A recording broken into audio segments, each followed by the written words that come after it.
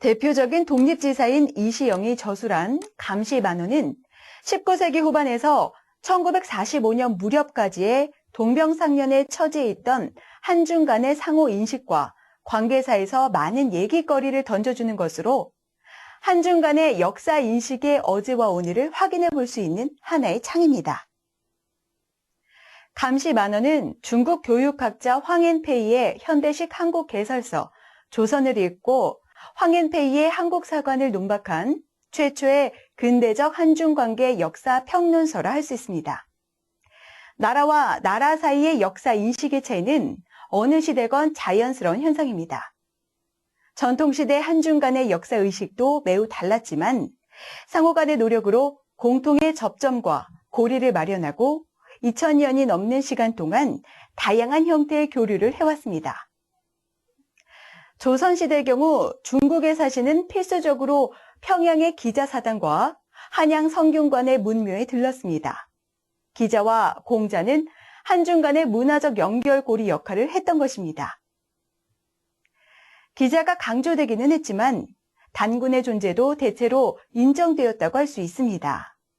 감시만호와 조선은 현대적 역사인식의 초기 단계로 돌아가 그 조화와 부조화의 이중주를 검토할 수 있는 좋은 사료라 할 수 있습니다.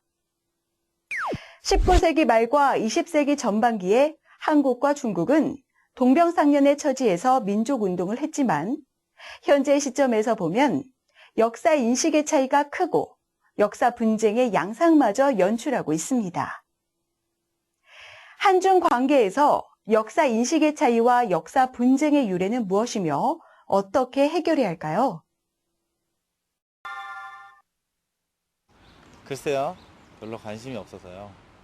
동병상련의 처지다 보니까 한중 양국이 서로를 걱정하는 내용이 좀 많지 않을까요? 그게 당시 한중 양국의 역사서나 당시 만평 같은 거 보면 알 수 있지 않을까요? 앞서 우리 시민들이 한중 간의 역사 인식에 대해서 어떻게 생각하는지 보셨는데요. 관심이 없거나 잘 모른다는 의견이 대부분이었습니다. 그럼 이런 한중 간의 역사 인식의 차이가 왜 생겨나게 되었는지에 대해 알아볼까요?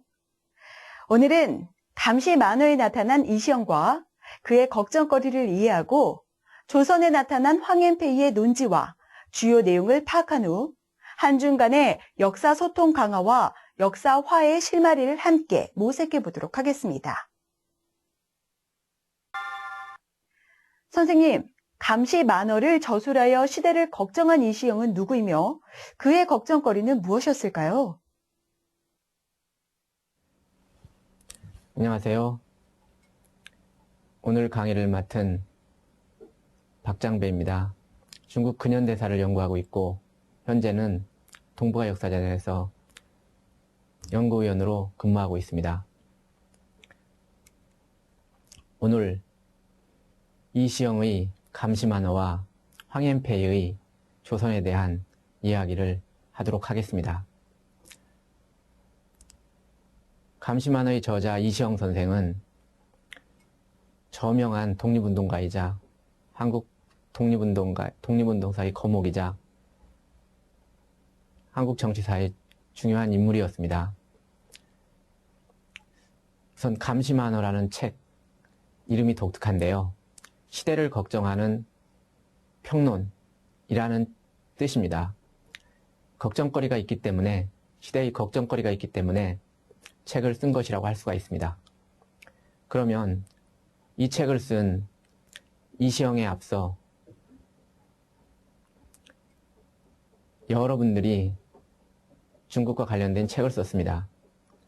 잘 아시는 김구의 백범일지, 김산의 아리랑 등 여러 가지 책이 있지만 감시만호는 비교적 덜 알려져 있습니다. 그러나 역사인식과 관련해서 상당히 중요한 자료이기 때문에 우리가 깊이 읽어볼 가치가 있다고 할 수가 있습니다. 그러면 이시영 선생에 대해서 말씀드리도록 하겠습니다. 이시영 선생은 매우 독특한 인물입니다. 구한국 시대와 임시정부와 대한민국 정부까지 고위 관리를 이김한 역사적 인물입니다. 이렇게 구한국 시대부터 대한민국 정부까지 고위 관리를 역임했다는 것은 우리 역사의 연속성을 말해주는 상당히 중요한 부분이라고 할 수가 있습니다. 구한국 시대 고위 관리를 역임하고 조선이 일본에 강제 병합되자 만주, 지금의 중국 동북지방으로 망명하였습니다. 대한민국 임시정부에서도 매우 중요한 역할을 담당하였습니다. 재정 문제 등 중요한 문제를 담당하면서 독립운동사의 거목으로 활약을 했습니다. 그리고 해방 후에는 대한민국 임시정부가 수립되자 부통령에 취임하였습니다. 현재 서울 남산에 동상이 세워져 있고 서울 수효동에 묘소가 있습니다. 독립기념관에 가보신 분들은 보셨겠지요. 임시정부 요원들과 함께 서 있는 인물 모형이 있습니다. 이시영 선생에 대한 소개는 그리 충분하지는 않은 것 같습니다. 가장 대표적인 자료는 성제 이시영 소전이라는 책입니다. 비서관이었던 박창화가 저술한 가장 대표적인 이시영 선생에 대한 소개서라고 할 수가 있습니다. 송상도의 기려수필이라는 책이 있습니다. 저자인 송상도는 경술 국치 이후에 널리 신문기사를 조사하고 일본 경찰의 눈을 피해 괴나리뽀쯤을 찌고 전국 방방곡곡을 돌면서 항일지사의 행적을 조사하여 이 책을 썼습니다. 송상도에 의하면 이시영 개인의 성품과 집안의 가풍 이런 것들이 독립운동의 원천이었다고 지적하고 있습니다. 이시영 선생이 쓴 감시만어의 내용을 살펴보도록 하겠습니다. 감시만어는 총 23장, 분량은 70여 쪽의 소책자입니다. 크게 두 부분으로 나눠져 있는데요. 첫 번째는 황현폐가 왜곡하고 오해한 한국사의 독자성과 주체성을 강조하는 내용으로 구성되어 있습니다. 한국 독립운동 지형은 간절히 독립을 지원할 수 있는 평등한 동맹자를 찾았습니다. 전통시대에는 독립되었지만 평등하지는 않은 관계였습니다. 근대 시기에는 평등이 국가 간의 관계의 기초가 되었습니다. 독립운동 시기와 냉전 시기를 거치고 1992년 8월 수교한 한중 양국은 2008년 5월에 들어와서 양국 관계를 전략적 동반자 관계로 격상시키기로 합의했습니다. 현재와 표현은 달라도 독립운동 진영은 전략적 동반자 관계를 구축해 나가는 현재의 외교 정책과 동일한 목표를 추구하고 있었다고 말할 수 있습니다. 두 번째 부분은 한국과 중국이 연합하여 일제에 공동 항전하자는 내용으로 구성되어 있습니다. 이 책이 저술된 1930년대 초반은 일본 제국주의 세력이 만주를 차지하고 중국으로 세력을 획정해 나가는 시기였습니다. 그러나 한중 양국이 연합해서 항일을 하기 위해서는 먼저 역사와 문화인식에 대한 부분들이 개선되어야 될 필요가 있었습니다. 성제 이시영 선생은 무사변정, 다시 말해서 역사적 무구에 대한 판정과 시정, 이런 말을 했는데요. 한마디로 역사 소통과 역사 화해에 관심을 가지고 있었다고 할 수가 있습니다. 역사 화해는 역사 소통이 전제되어야 한다고 할 수가 있습니다. 한중 간에는 오랜 관계에도 불구하고 오해와 착오가 많았습니다. 역사 소통과 역사 화해는 예나 지금이나 늘 염두에 두어야 하는 장기 과제라고 생각이 됩니다.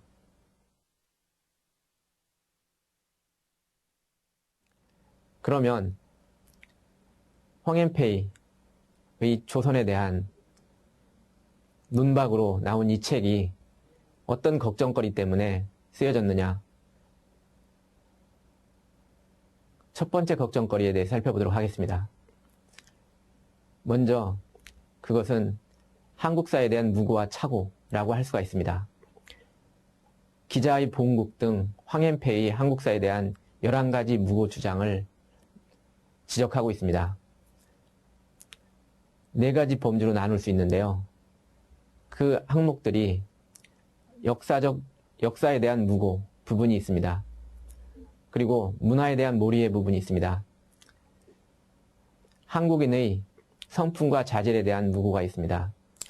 그리고 화교와 한교 문제 등을 다룬 부분이 있습니다.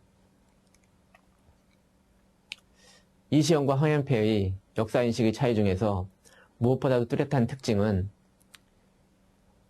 개인적인 성향 차이도 있지만 역사인식의 차이가 크다는 점을 들 수가 있습니다. 그것은 개인들이 성장 배경, 문화적 배경과도 큰 관계가 있을 거라고 생각이 됩니다. 이시영은 한학자로서 한학을 기초로 하여 근대 학문도 배운 인물입니다. 나라가 망한 후에 중국에 망명한 망명객이었습니다. 그리고 대종교의 역사인식을 수용한 민족주의자였습니다. 황현폐는 중국의 저명한 교육자이며 사상가였습니다. 그는 철저한 근대주의자로서 전통적 가치보다는 현대적 가치와 과학, 통계 수치 이런 것들을 신뢰하였습니다. 이시영과 황현폐는 모두 전문적인 역사가는 아닙니다. 그러나 당시의 일반적인 역사인식을 확인하는 데는 가치가 있는 논자들이라고 할 수가 있습니다. 기존의 연구에 의하면 황현폐의 문제점으로 만선서관을 무비판적으로 따르고 있다는 점이 지적되곤 합니다. 만선사관, 그러니까 만주를 중심으로 하고 조선을 부차적으로 보는 그런 인식과 임나일본무설, 다시 말해서 고대 일본이 한반도 남부를 지배했다는 그런 임나일본무설과 같은 논리를 이용하여 중일병진의 구도를 형성하고 있습니다. 북쪽에서는 중국이, 남쪽에서는 일본이 영향력을 발휘하여 한국의 독자성은 부정되는 그러한 구도라고 할 수가 있습니다. 그리고 사회진화론, 강자중심의 논리에 가까운 사회진화론과 서구에 편향된 인식틀이라고 할 수 있는 오리엔탈리즘에 입각한 중화사관의 병용으로 보는 비판도 있습니다.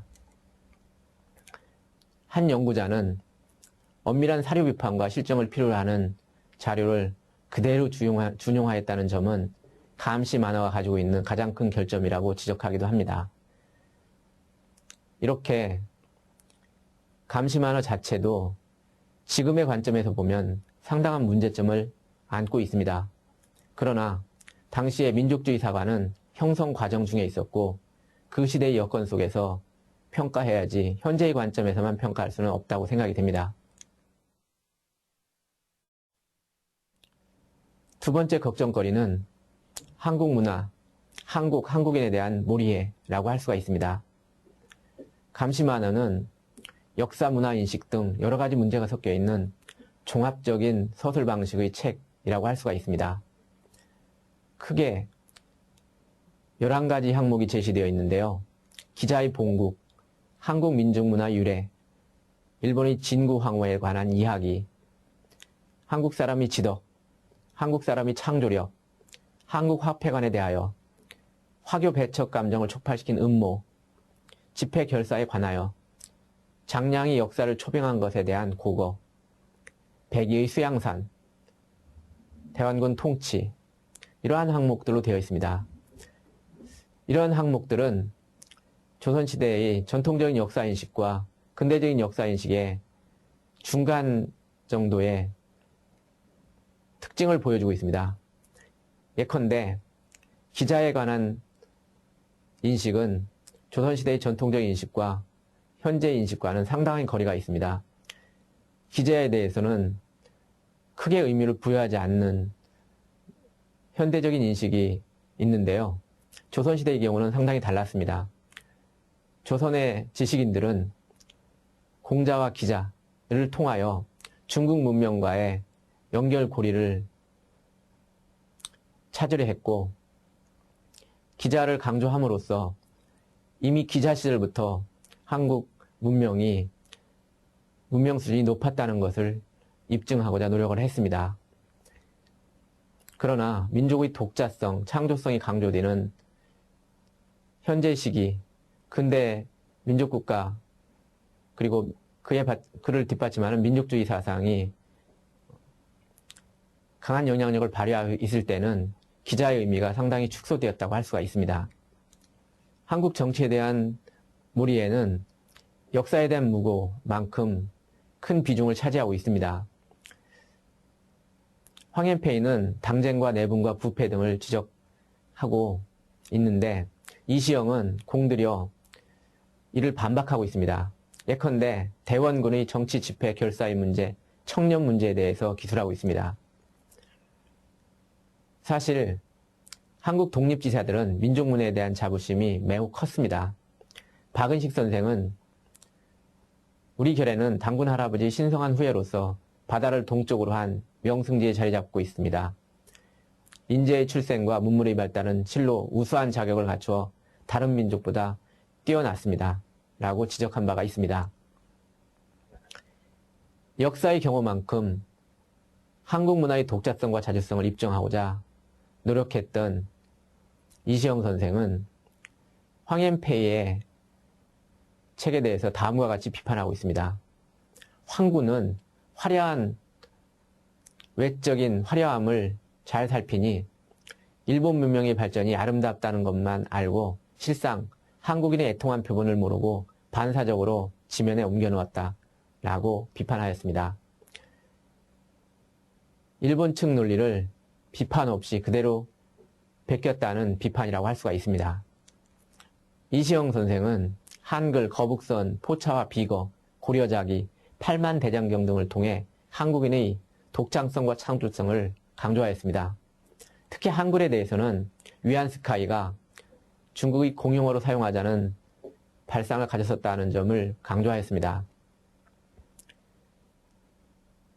신해혁명 이후에 위안스카이가 대총총을 하던 시기 한자가 어렵다는 여론이 비등하자 위안스카이는 쉬운 한글을 중국의 공용어로 사용하자는 의론을 제기했다고 합니다.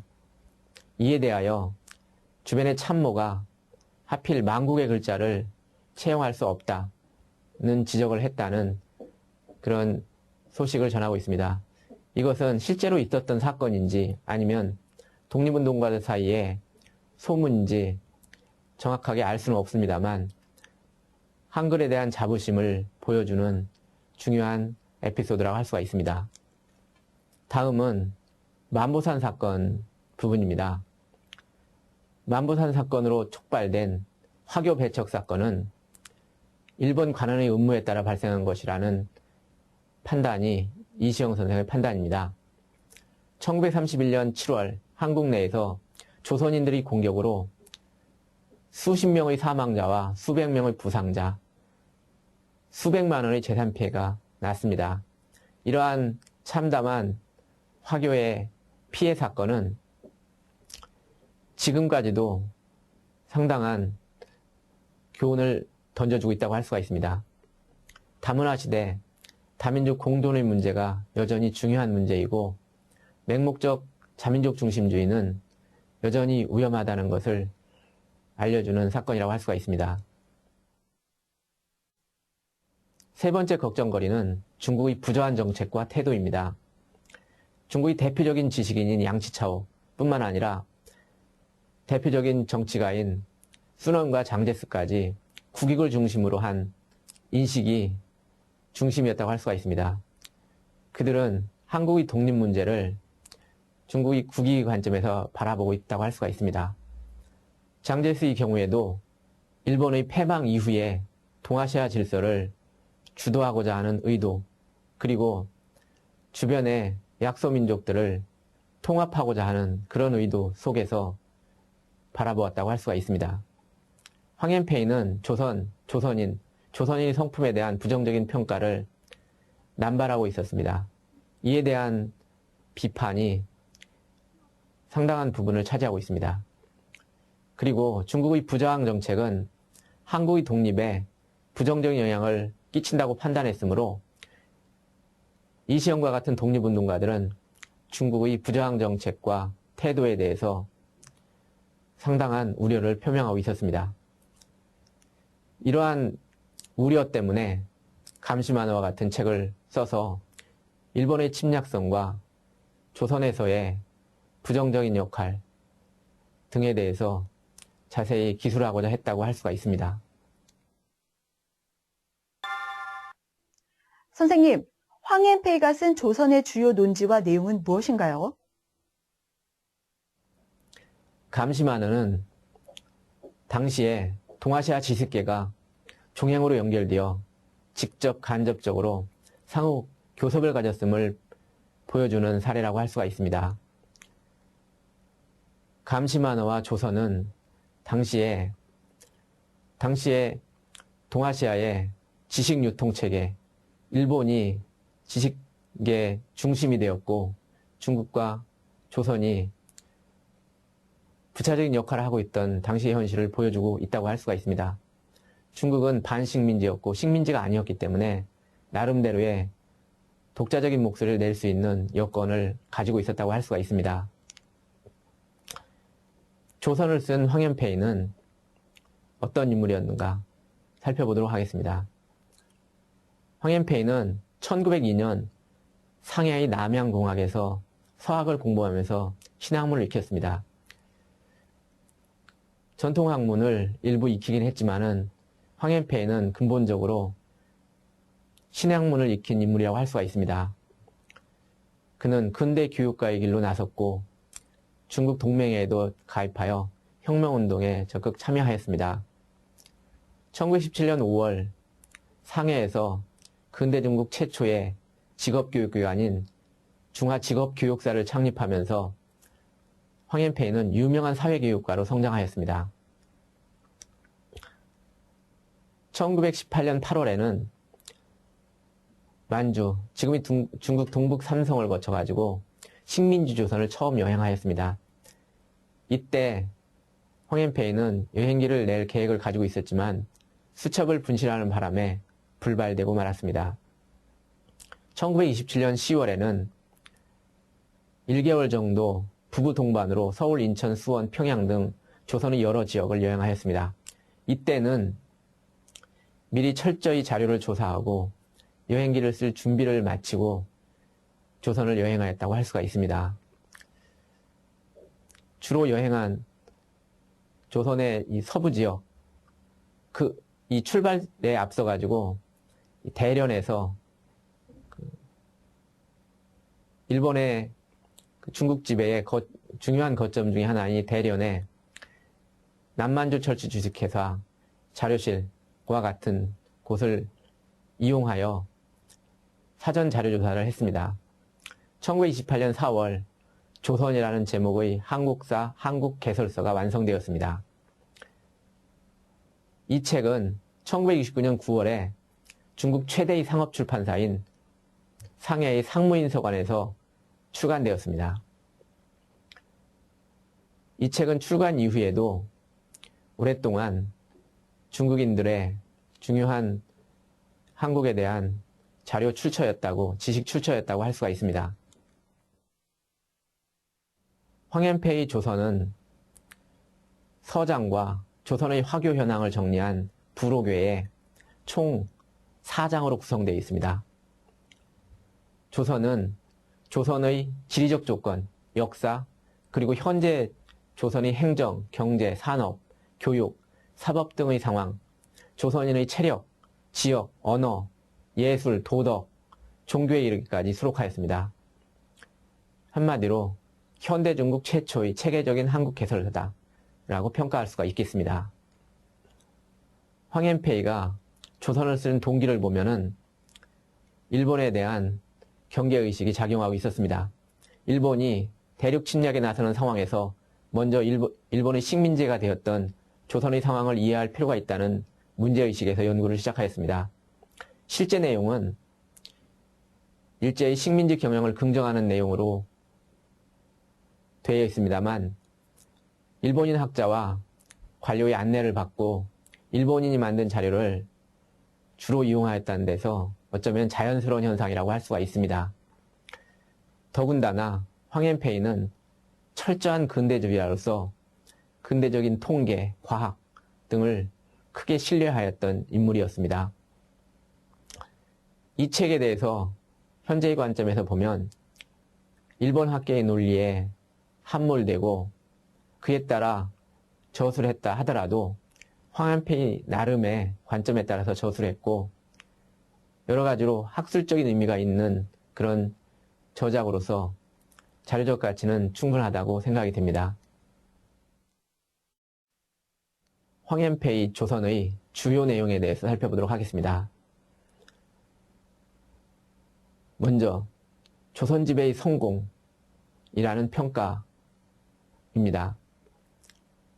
일본 통감부 설립부터 23년 동안 지방 생산력의 격증, 대외무역의 맹진 등 조선 지배 정책이 성공을 거두고 있음을 보여주었습니다. 일제의 조선 지배는 경영 업적이 뛰어나고 동아 정책이 큰 성공을 거두었다고 지적하고 있습니다. 이러한 지적은 조선의 실력은 일본의 대륙 침략의 수단으로 이용될 수 있다는 염려와 관련이 있다고 할 수가 있습니다. 그러나 이에 대해서 이시영은 일제 치하에서 조선이 발전했다는 견해는 피상적인 견해일 뿐이라고 일축하였습니다. 둘째, 역사 부분입니다. 과거의 조선과 조선인에 대한 부분이라고 할 수가 있습니다. 황현페이는 단국 개국서를 신화로만 간주하고 한국사가 한족, 즉 중국인들이 개화시킨 것으로 인식하였습니다. 부분 이러한 인식에 바탕을 둔 내용들이 있습니다.